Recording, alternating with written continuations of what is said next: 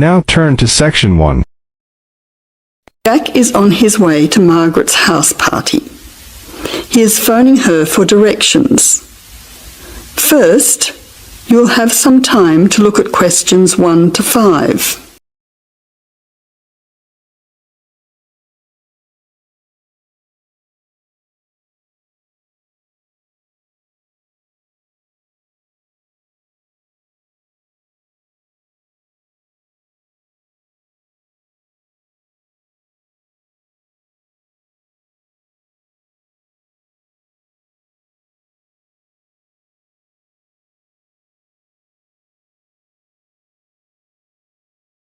Now listen carefully and answer questions 1 to 5. Jack has got lost on his way to Margaret's party. He is phoning her for directions.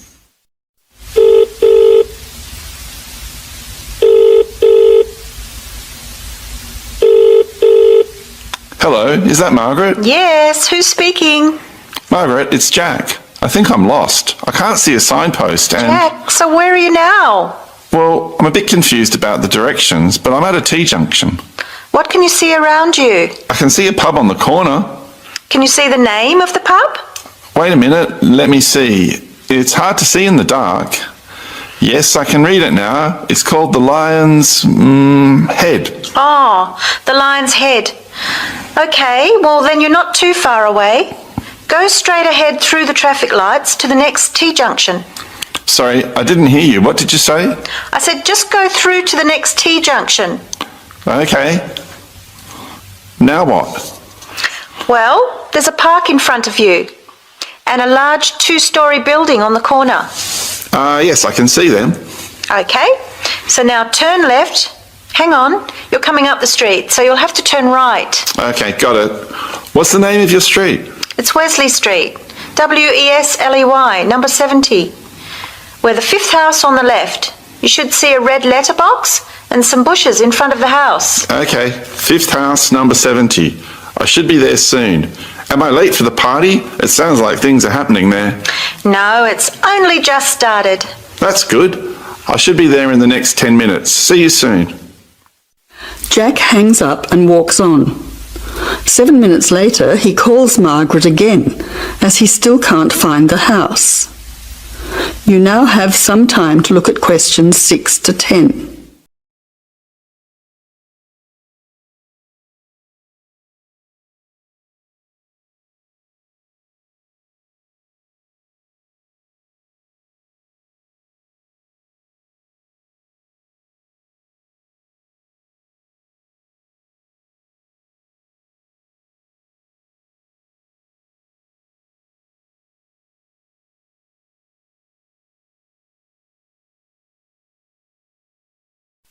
As you listen, answer questions 6 to 10.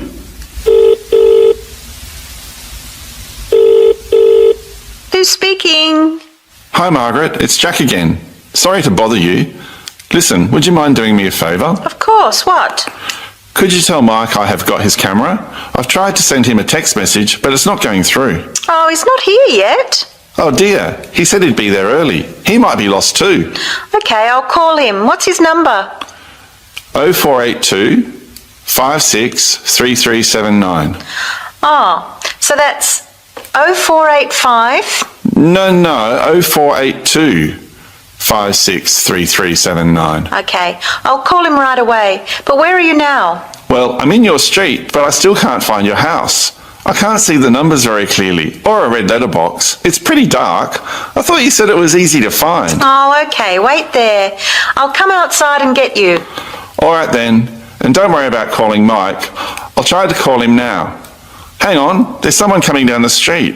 It looks like Mike. Oh, and I can see the letterbox now. It was hidden behind a bush. See you soon. That is the end of part 1. You now have half a minute to check your answers.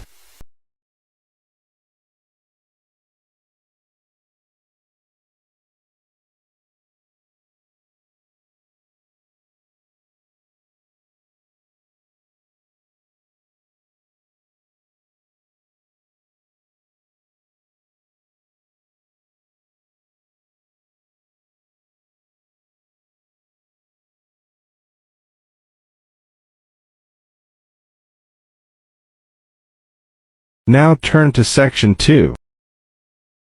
Section 2. You are going to listen to two students talking about a presentation on time management. First, you have some time to look at questions 11 to 15.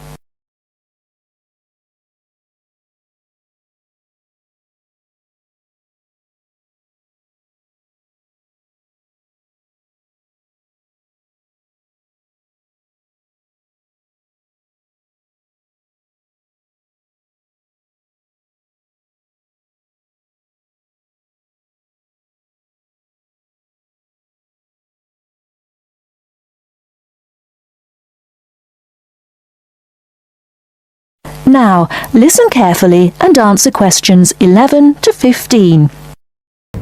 Hi Mark, what are you doing? Hi Lucy.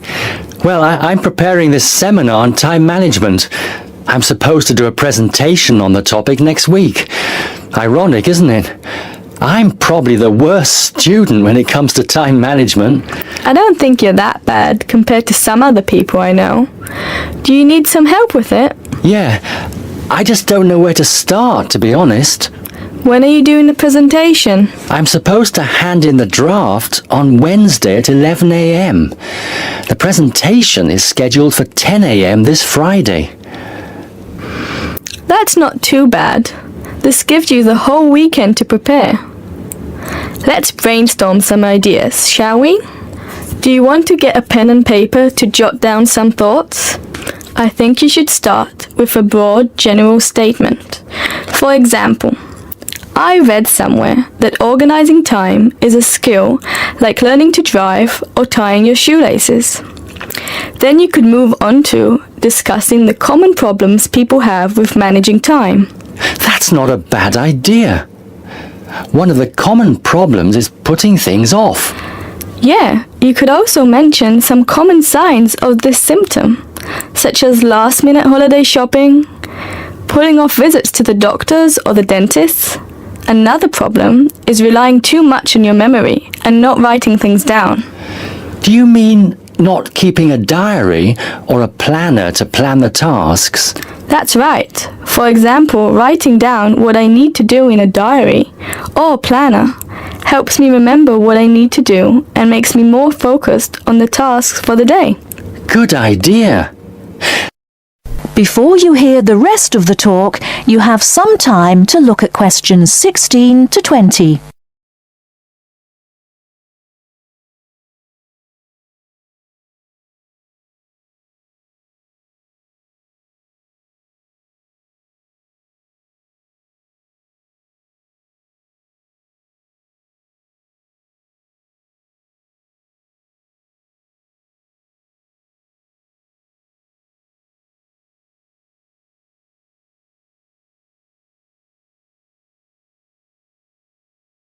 Now listen and answer questions 16 to 20.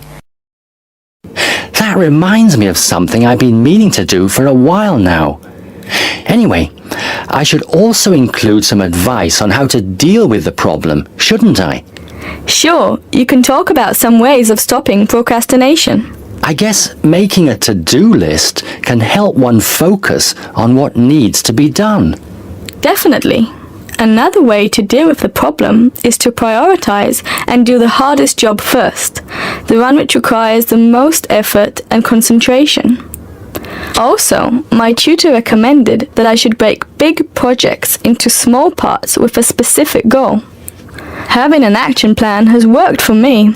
I usually make a list of small tasks I need to do to achieve a goal. Sometimes I just don't feel like getting down to work because a task seems too overwhelming for me to even think about. This technique helps me reduce psychological pressure if I think of a project as a set of easily achievable tasks. Don't you think? I know what you mean. I often feel like that myself with the statistics project I've been doing this term. I'm well behind, and the deadline is next week. I think setting deadlines and sticking to them can help one to achieve goals. You can discuss this aspect in your presentation too. A good point. Setting deadlines can also help one become more realistic about the time it takes to do tasks. Another point you could include is how to deal with interruptions. Okay, I guess blocking in time to handle unpredictable interruptions can help one stay focused. Not just that, some interruptions, such as phone calls, can be easily avoided by using answering machines, for example. Saying no, which is one of the most useful words in English, is also very effective. It can be tough sometimes, but you've got to learn to say it nicely but firmly. I think you've got enough ideas here to start with. Definitely. Thanks a lot for your help. I just need to type the ideas up, and I think I'm all set. Do you think you can lend me your laptop for a couple of hours? I'm afraid I can't. I've got to finish my own project. Never mind. I'll use one at the library. You certainly know how to say no. Learned it the hard way. Got to go now. Good luck with the presentation. Cheers. See you later. That is the end of section 2. You now have half a minute to check your answers.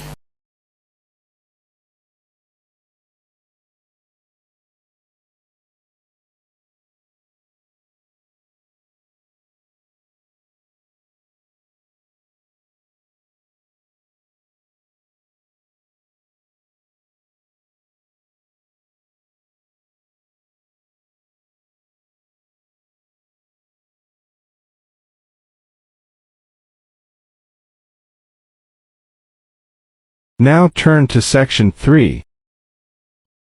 You will hear a lecture about the history of the tomato. First, you have some time to look at questions 21 to 25.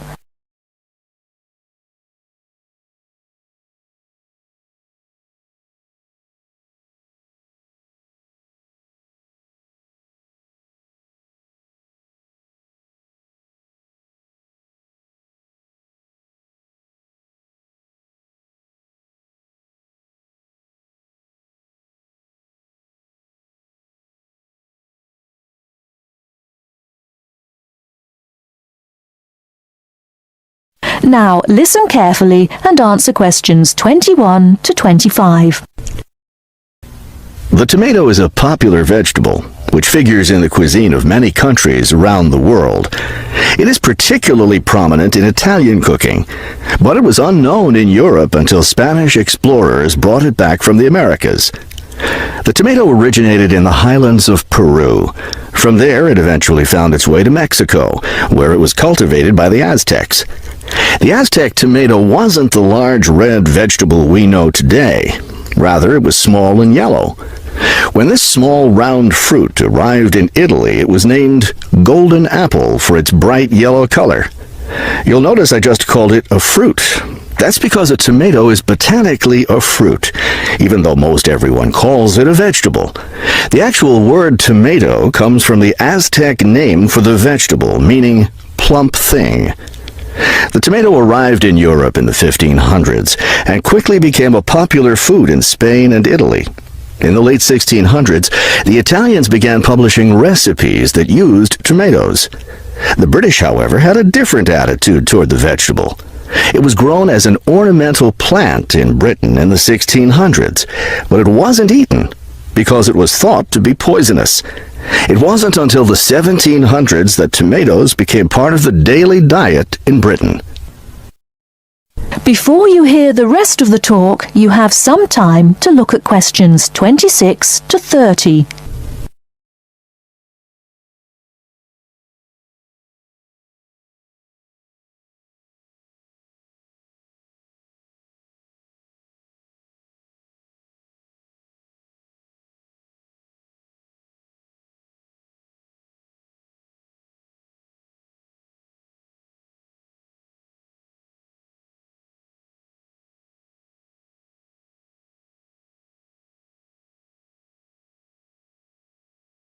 Now listen and answer questions 26 to 30. In the United States, tomatoes were also used as ornamental plants rather than as food for a long time. This attitude began to change in the 1800s. In 1806, a gardener's calendar mentioned that tomatoes could be used to improve the flavor of soups and other foods. Thomas Jefferson did much to enhance the tomato's reputation as a food. He first served tomatoes to visitors at his home in Virginia in 1809. Then in 1820, a man named Robert Gibbon Johnson decided it was time to discard once and for all the idea that tomatoes were poisonous. To prove his point, he ate 1 kilo of ripe red tomatoes in public. 2,000 people gathered to watch this feat, which took place on the steps of the courthouse in Salem, Massachusetts. Amazingly enough, Johnson survived this stunt. The popularity of the tomato as a food began growing rapidly. Soon people all around the country were eating tomatoes. By the 1830s, American newspapers and magazines were publishing thousands of tomato recipes. However, all those recipes involved using tomatoes in some cooked form. Tomato salads and sandwiches were still unknown. It wasn't until a century later, in the 1930s, that it became popular for people to eat raw tomatoes. That is the end of part 3. You now have half a minute to check your answers.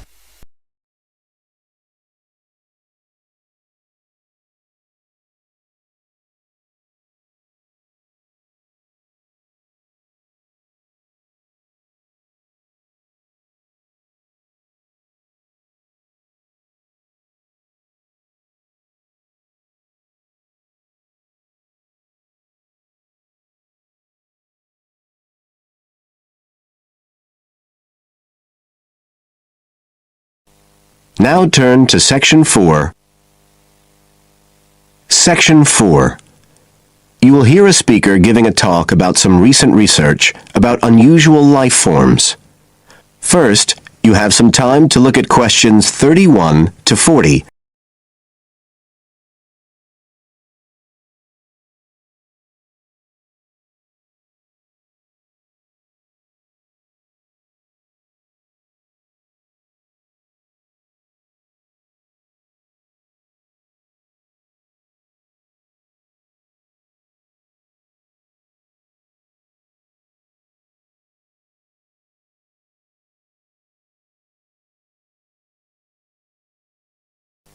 Now listen carefully and answer questions 31 to 40.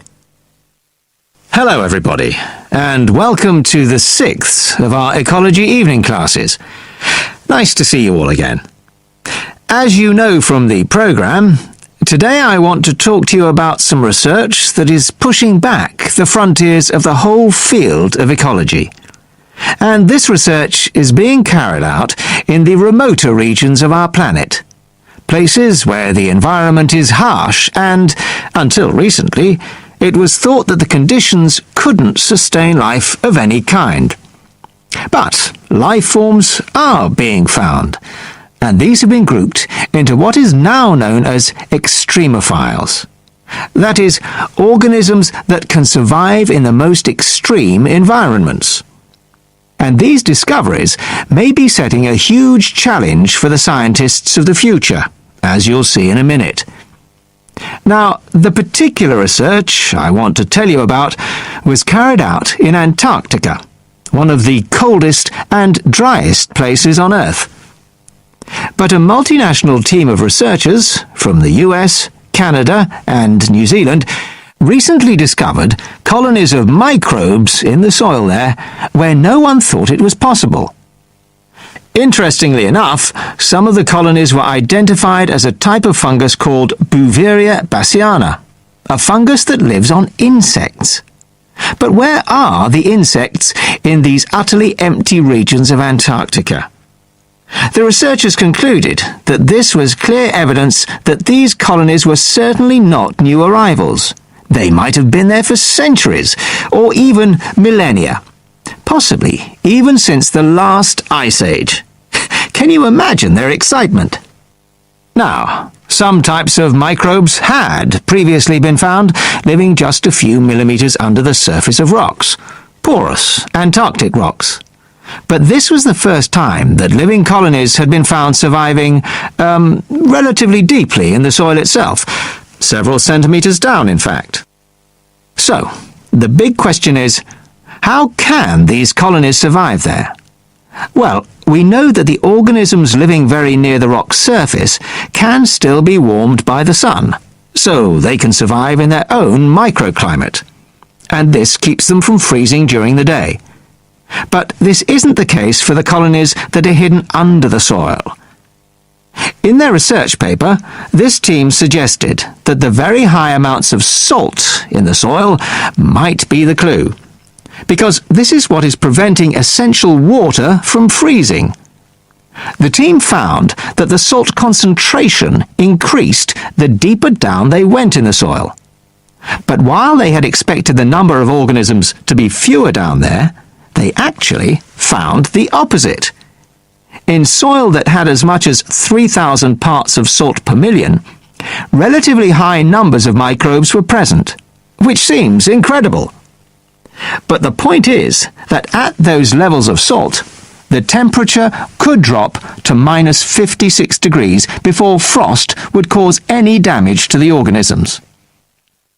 This relationship between microbes and salt, at temperatures way below the normal freezing point of water, is a really significant breakthrough.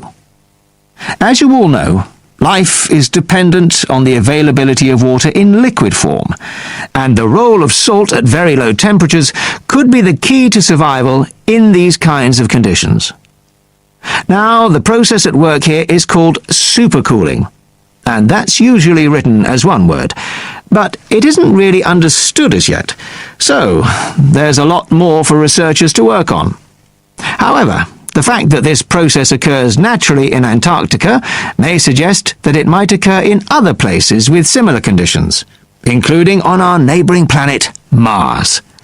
So, you can start to see the wider implications of this kind of research. In short, it appears to support the growing belief that extraterrestrial life might be able to survive the dry, cold conditions on other planets after all. Not only does this research produce evidence that life is possible there, it's also informing scientists of the locations where it might be found. So all of this might have great significance for future unmanned space missions. One specialist on Mars confirms the importance of the interaction. That is the end of section 4. You now have half a minute to check your answers.